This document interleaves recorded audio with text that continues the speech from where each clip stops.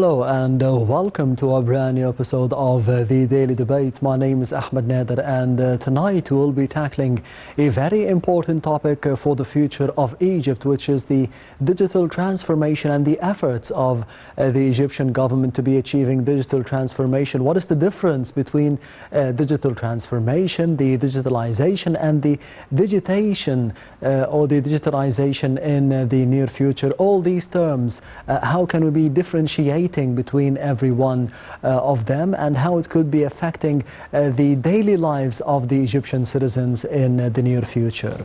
Of course, we will be having as well the main top stories coming through the presidential directives and the presidential activities of His Excellency President Abdel Fattah al-Sisi today at Al-Ismailiyah or at the Suez Canal Authority, as President al-Sisi inspected and inaugurated the Olympic Village there, as well as a number of naval units. And we'll be having a couple of topics during the course of the episode for tonight. One of them, as I mentioned, is the digital transformation and how it could be affecting the future of Egypt positively. And I'm honored to be having with me in the studio for tonight Dr. Mohamed, the Innovation and the Digital Transformation Consultant and the member of the ASRT Council for Telecommunications and Information Technology. Thank you very much for being with us tonight, Dr. Mohamed. Thank you. It's a pleasure. Anytime.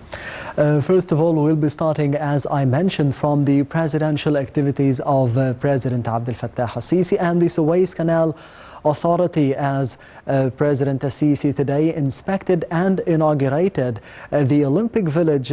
Regarding the Suez Canal Authority, we'll be having more details on those presidential activities in the upcoming report, so stay tuned. President Abdel Fattah al-Sisi opened on Thursday an Olympic Village of the Suez Canal Authority (SCA) in Al-Ismailiyah Governorate. The president stood on a blow-by-blow report on the Olympic Village facilities and playgrounds.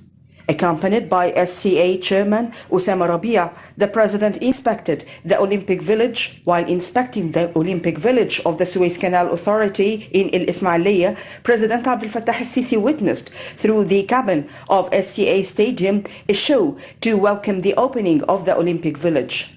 Following the inauguration, Mohamed, the General Supervisor of the SCA's Olympic Village project, presented a detailed explanation about the establishments of the village. He said the village, which was established on a total area of 350,000 square meters, includes the latest sports stadiums, a complex of swimming pools, and a sports health club that houses a gym, sauna, and jacuzzi. The village also contains a set of multiple courts for handball, basketball, and volleyball training, in addition to a speedball court, as well as the main covered hall that can accommodate about 2,300 spectators, fully air-conditioned, and contains 4 changing rooms and a VIP hall. President al-Sisi also listened to a detailed explanation about the Stadium of Suez Canal Authority, the SCA. With a capacity of about 21,000 people, the gigantic stadium is also equipped to receive people of determination. The stadium was also implemented and designed in line with the requirements of the Confederation of African Football, CAF. The new stadium also houses a hotel suite containing 60 hotel beds, along with a health club, which is built on a total area of 850 square meters. Following inspecting the Olympic Village, President Sisi left for inaugurating a number of new naval units for the Suez Canal Authority. President al-Sisi announced that 3 yacht ports will be established from the revenues of the Suez Canal without prejudice to the allocations of the state's general budget. The head of state stressed that the Suez Canal achieved great revenues despite the recession from the pandemic around the world. He added that the new projects of the Suez Canal are financed from the revenues of the Suez Canal Authority. Commenting on the speech of the head of the Suez Canal Authority during the inaugural celebration, President al-Sisi said that the new Suez Canal contributed to increasing the income of the canal and the number of ships crossing the canal's navigational course. He stressed that this income is used in Suez Canal development. The president called on all state agencies to clarify the facts in order to confront the malicious skepticism campaigns aimed at drawing the Egyptians' attention away from the achievements and questioning the state's capabilities. Welcome back. You're still watching the Daily Debate. Dr. Mohamed, Kholie, thank you very much once again for being with us tonight. As I mentioned, we will be starting with the presidential activities of President Sisi, inaugurating today and inspecting the Suez Canal Authority in general, more specifically the Olympic Village. How did you read the statement of President Sisi being there by himself and inaugurating it? Actually, I think the activities today is complementing yesterday's event also with His Excellency President Abdel Fattah al-Sisi, when he was talking about the green economy and achieving the sustainable development goals and how Egypt is complementing the bigger picture of having a real good life for Egyptians. And he was talking also about Haya Karima. And part of Haya Karima and this initiative is having this kind of projects like tackling youth and sports, and it is the whole thing is complementing the bigger picture for a better Egypt. And I see from technology point of view also that if we are talking about new Olympic city, we are talking also about how to use the technology for improving this sector, and this is part of what is being offered in this Olympic city, introducing new technologies to help athletes and people to improve the positioning of Egypt as a hub for sports, and we have seen tremendous efforts in this regard in the past 5 years.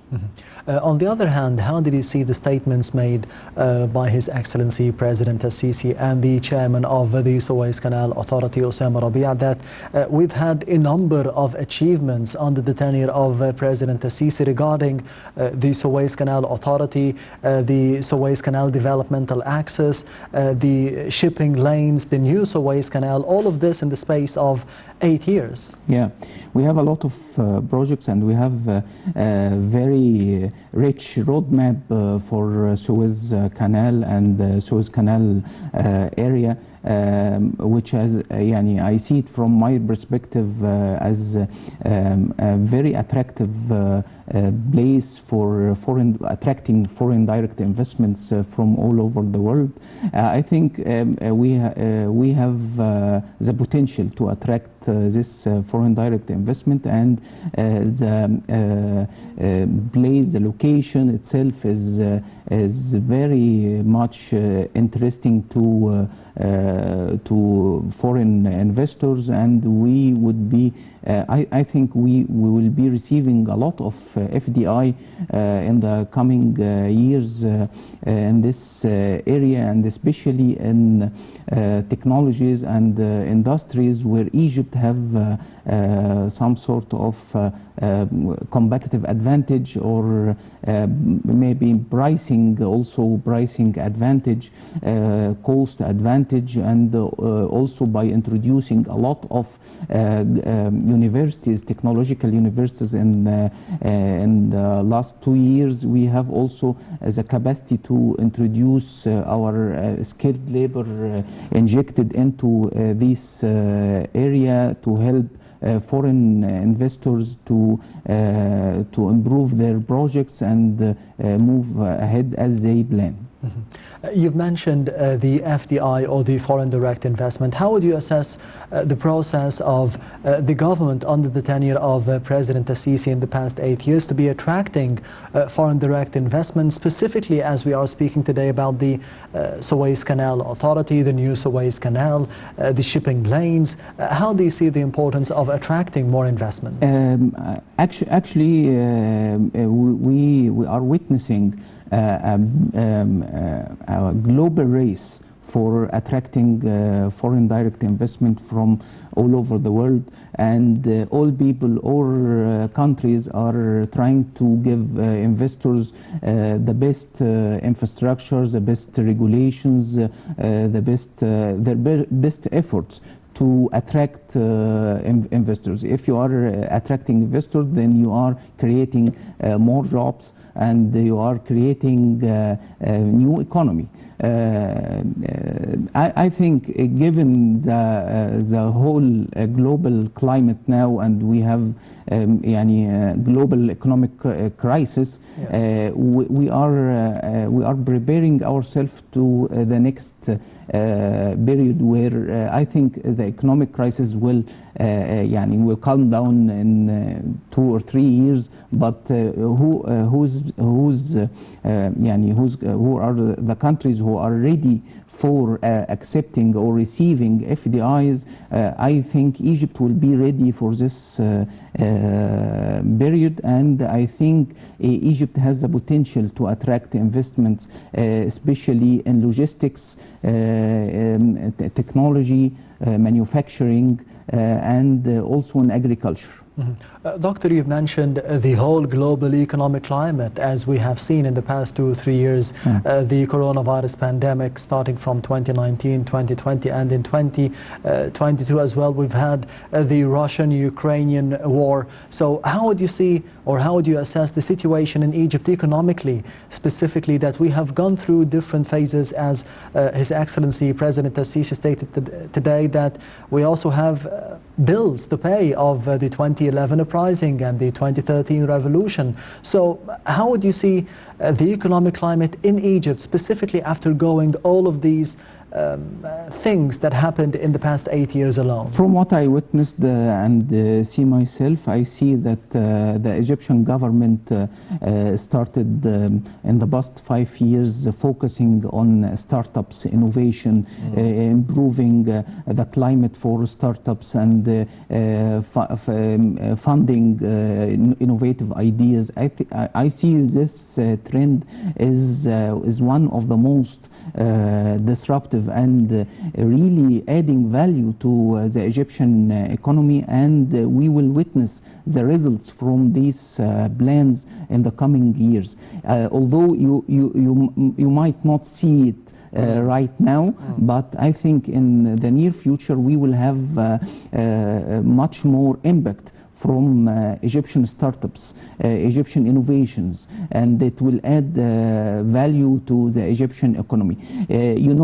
All countries, they have the big names. If we are talking about Korea, you will find 1 or 2 big players. In Sweden, you will find as well. In US, you have big brands in all countries. Yes. We have to build our own big brands. And if you are looking at building these big brands, you need to start with innovation. And the best place to start with innovation is going to startups. Startups, youth, women, people with innovative ideas, creating new opportunities, solving challenges. All the challenges we are facing in the community, like education, healthcare, agriculture challenges, all can be solved if we allow our startups and our youth to come to and present solutions to solve these challenges. I think this is an ongoing trend that will add positively to the Egyptian economy, and its impact will start to be under focus in the coming 2 or 3 years maximum. Doctor, you've mentioned that the government, the country, the political leadership, they are all focusing on innovation in different fields, as we had seen in the past couple of years. Speaking of the future, how do you see the development process in terms of innovation, specifically as we are speaking today about the Suez Canal Authority, or the Suez Canal in specific, about transportation and the shipping lanes, about the maritime transportation, to be even more specific? I think if we are talking about technology, the government, His Excellency President Abdel Fattah al-Sisi has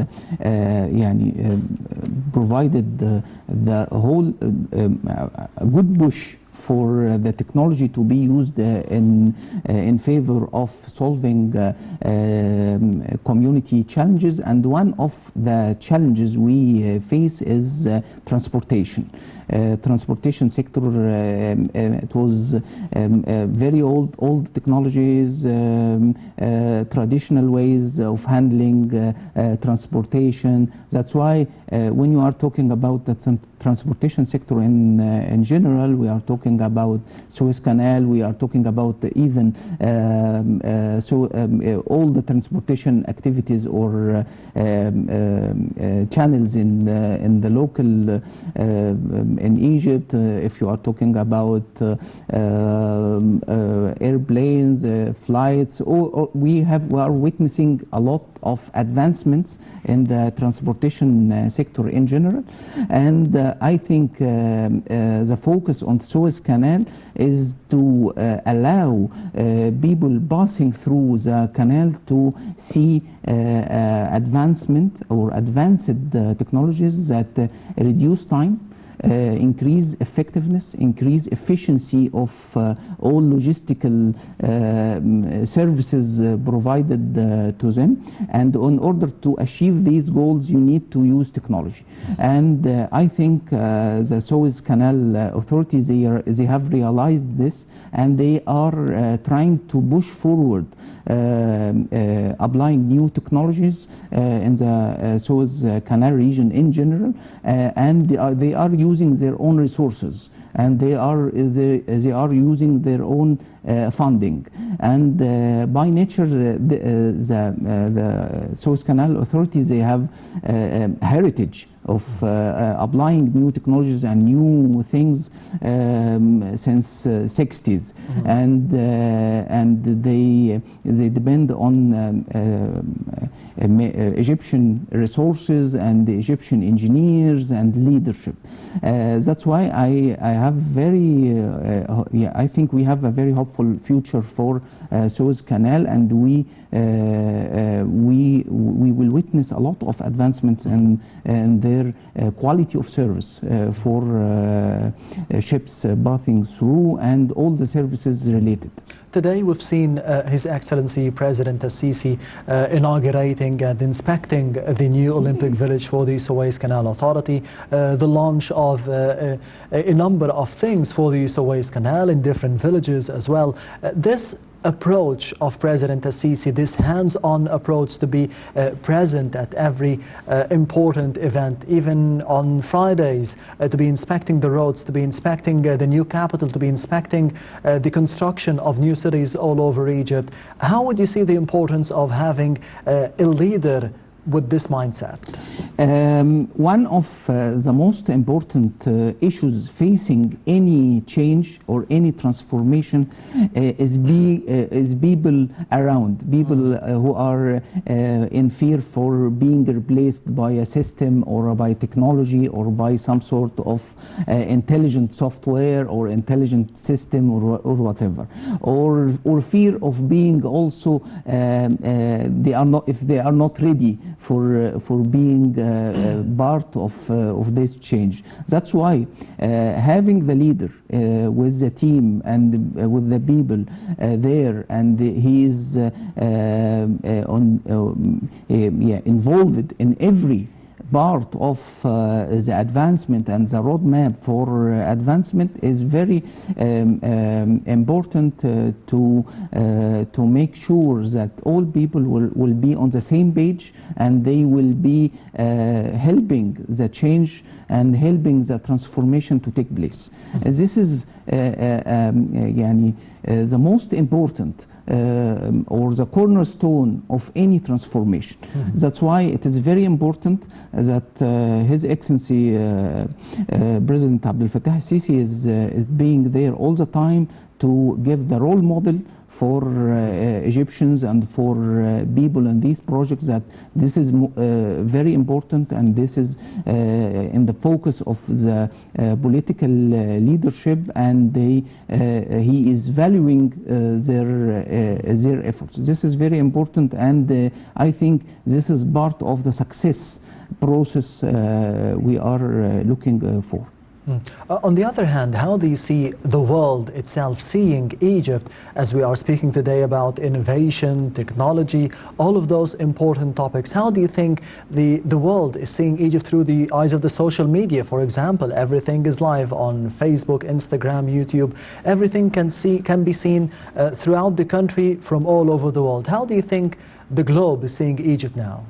I think if we during this global economic crisis we are facing, when you are witnessing such events such as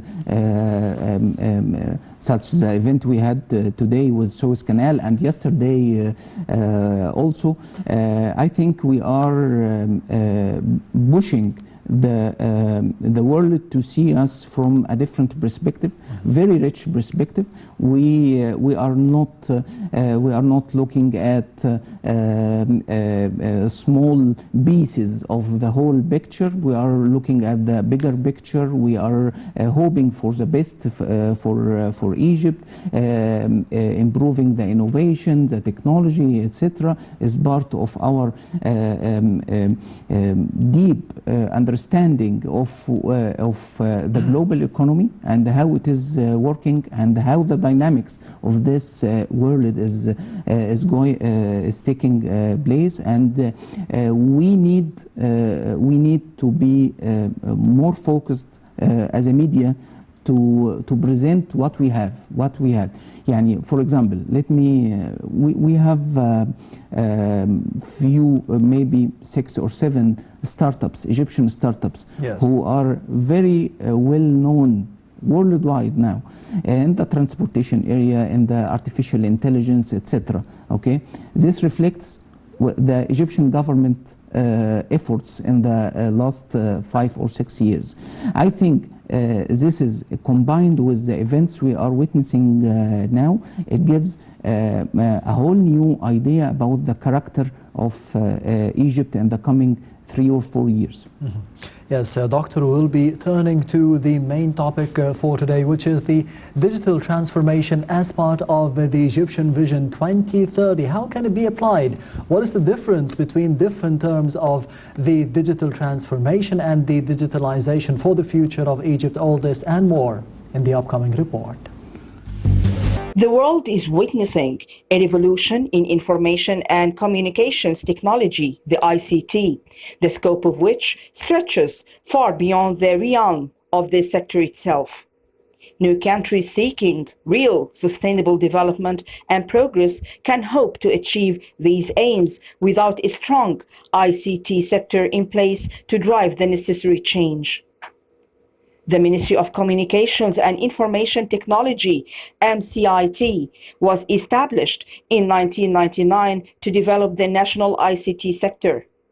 MCIT services to achieve the digital economy through the use of ICT tools to provide prosperity, freedom, and social equity. Its mission is to enable the development of a knowledge-based society and a strong digital economy relying on equitable and affordable access to knowledge, digital rights, and the development of a competitive, innovative national ICT industry.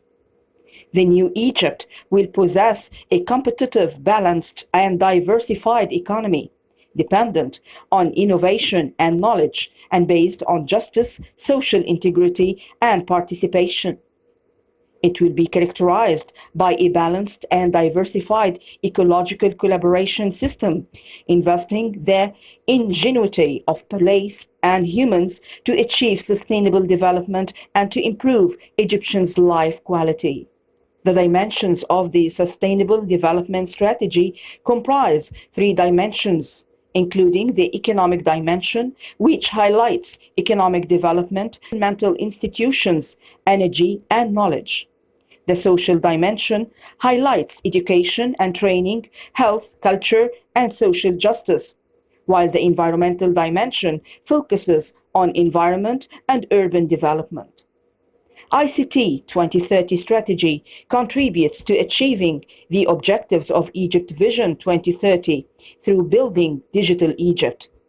These objectives entail developing the ICT infrastructure, fostering digital inclusion, achieving the transition to a knowledge-based economy, building capacities and encouraging innovation, fighting corruption, ensuring cybersecurity, and promoting Egypt's position at the regional and international levels. Digital Egypt is an all-encompassing vision and plan which lays the foundations for the transformation of Egypt into a digital society. Digital Egypt strategy is built on three main planks, including digital transformation, digital skills, and jobs and digital innovation. Three pillars are standing on two extremely important bases: digital infrastructure and legislative framework. Welcome back. You're still watching the Daily Debate. Dr. Mohamed Kholie, I would like to know the difference between the digital transformation, the digitization, because we've heard a lot about those three terms. What is the difference between them specifically that we have come to know a lot about them in the past 2 or 3 years? Yeah. These terms often used interchangeably and even confused. The digitization is about replicating an existing service or product or whatever into the digital form. So in this regard, we are stepping into the first stage of the digital journey. We are adding infrastructure, we are training, we are doing training for people participating, we are adding networks, internet access, etc. This is digitization. And even if we are talking about converting a certain process to be in the digital format, then we are talking about digitization. Example in this regard, if we are talking about, for example, issuing a certificate. So issuing a certificate by using a website so people can apply and for issuing this certificate, and then they are requesting someone to deliver this certificate to home, etc. These are all called digitization. If we are talking about the digitalization, which is the second step in our journey, so we are talking about a different thing. We are talking about improving the process itself. If we are talking about issuing a certificate in 5 or 6 steps, then in digitalization we are reducing the number of steps. 2 to 3 steps. 2 to 3 steps, and taking less time, be more effective, be more efficient in our. And the third part is called the digital transformation. Digital transformation in general is involving digitization and digitalization. So digital transformation is an umbrella. It contains a lot of digitization and digitalization projects. But what is the main difference for digital transformation? Digital transformation is using technology for a purpose. We are using technology to achieve the economic growth, to have economic impact. By linking all the projects we have, we are achieving quality services, we are achieving better customer satisfaction, we are achieving better economy. If we are talking about national digital transformation projects, for example, in Egypt. Yes. So we are talking about interlinking the whole thing into and to achieve one purpose and to achieve the objectives. And that's why if you are talking about 2030, Vision 2030 for Egypt, so unless our digital transformation projects are taken into consideration, these objectives, we will not be achieving what we call digital transformation. Digital transformation is part of giving the nation the power to be more competitive, to be more addressing challenges of the community, more addressing the challenges of education, health, industry, agriculture, etc. So digital transformation is very important topic, but it cannot happen alone without digitization and digitalization. Prior steps. Yes, and it is an accumulative process. So once we cannot achieve digital transformation immediately. We can achieve it by accumulating experience, linking projects together, applying also emerging technologies like artificial intelligence, like blockchain, the whole fancy new interesting technologies we hear about.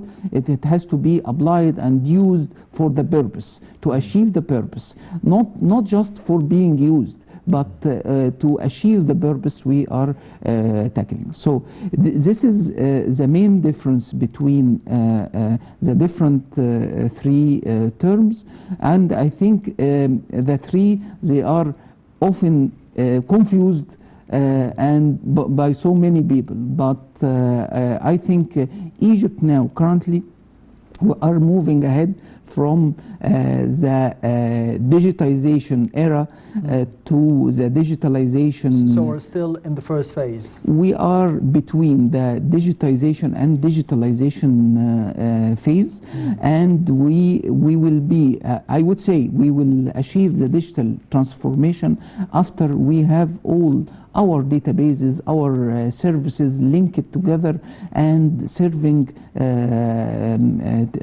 the objective of Egypt 2030 efficiently and effectively, and we can see this impact in numbers. Can we call, for example, the new cities, the new capital, the new administrative capital, fully transformed digitally? Like maybe the new administrative capital, this is a model for the digital transformation for the whole of Egypt, or not yet? Exactly. It will be a model because in the administrative capital, we are talking about integrating the whole thing into the digital cloud. So we have what we call digital twin of the administrative capital, where everything happening, anything happening in administrative capital is transferred or converted to the digital world, and it is being analyzed, being improved, etc. And finally, Doctor, in a couple of minutes, how do you see the main challenges facing the government, facing the political leadership in terms of, as you mentioned, going from digitization to the digital transformation from the phase 1 to phase 3? Actually, most, and this is a statistic worldwide, yes. Most of the digital transformation projects are not yet achieving their goals worldwide. Are not talking about Egypt only. The main part to overcome the challenges is to have a strategy, is to have long-term goals, measurable, that you can, if you achieve it, you will, you say you have the succeeded, full yes. succeeded. This is very important part. One of the challenges also we are witnessing is the resistance. Resistance of stakeholders, people who are afraid of being replaced or being affected by the digital transformation, and this requires a lot of training, and the Egyptian government is doing a lot of efforts in this regard currently. But this is the second challenge I would say. The third one is the design process, how to design the services, the government services in a very nice and efficient way. To be more attractive. To be more attractive to our customers and to engage our customers or our beneficiaries or the citizens into the design process itself, so they can give us feedback on what to design and how to design. This is very important. And also we need to inject the startup culture into the process. We need more startups engaged in designing and delivering digital transformation services. And I think the biggest or the most important factor affecting digital transformation in general is the digital talents. We need more national initiatives for training individuals to be specialists in creating digital transformation projects, and also we need to train and the citizens to use how to use the digital platforms, how to use the digital or deal with the digital era in a more safe and more responsible way, and make use of all the tools we avail to them. This is very important. Benefiting from them economically as well. As you mentioned, the culture, we need to be changing the culture, the mindset and the mentality. Dr. Mohamed Kholie, the Innovation and the Digital Transformation Consultant and a member of the ASRT Council for Telecommunications and Information Technology. Thank you very much for being with us tonight. It's my pleasure. The pleasure is all mine. And this brings us to the end of the Daily Debate for tonight. Thank you for watching and goodbye.